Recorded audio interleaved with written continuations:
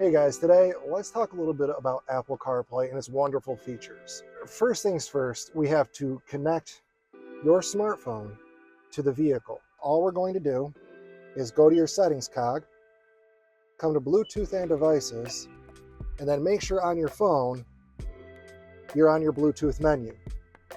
From here, you're simply going to click Search Devices.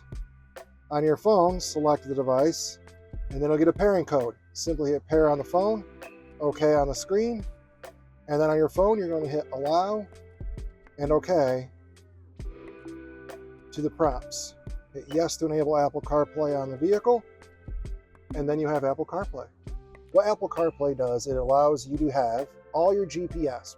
You also have text messages, your phone, any music streaming services, and then any other apps that are safe to use while driving.